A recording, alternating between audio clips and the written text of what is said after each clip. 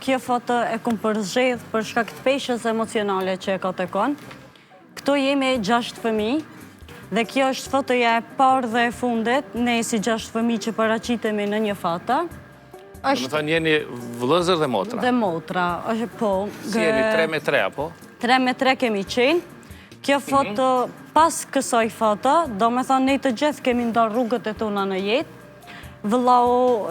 Njëri vlau nuk e kam parë për 9 vite.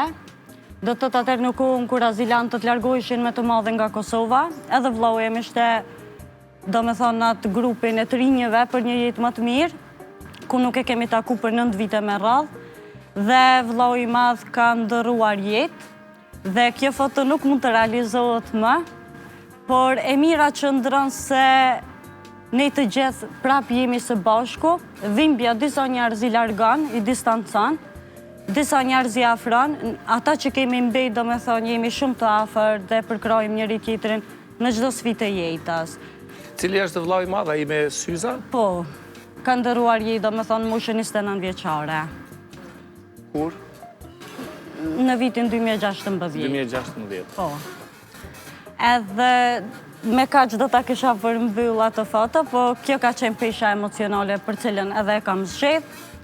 Dhe po vazhdojmë atë foton atje. Erdhi koha të paketohem, të nisem për në Holland dhe hezitojsha pafundësisht me u paketu. E mendojsha që si ti paketoj 21 vite në një çantë 20 kg.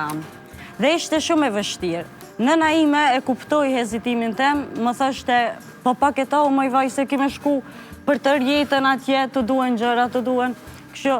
Dhe më rëndante kja, si të paketojsh lumturin, gëzimet, meqt, familja, nuk mund t'i marrësh në një çantë.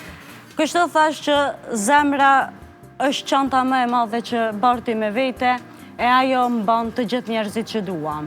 Dhe paketova bibliotekën time modeste që e kam pas në atë kohë, dhe unë isa për gërbet vetëm e librat e me. Veç librat i more? Po, edhe ajo zonja në aeroport tha, a i mane kjo qenë ka rënd plum. Thash, po plum ban, se ishte e vështirë.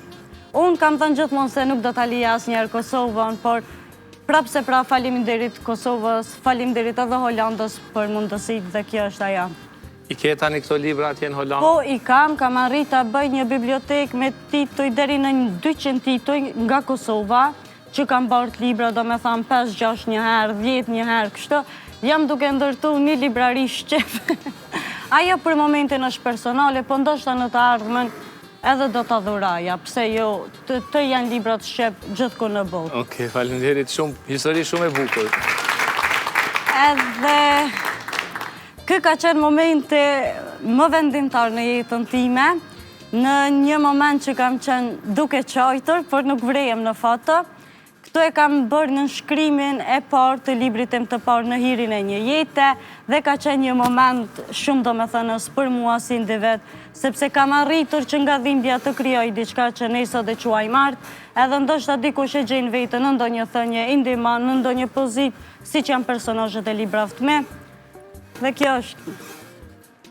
Po ma lexon edhe atë thenjen aty sepse shumë e bukur. Having somewhere to go is home, having someone to love is family, having both is a blessing, që do të thot në shqip, të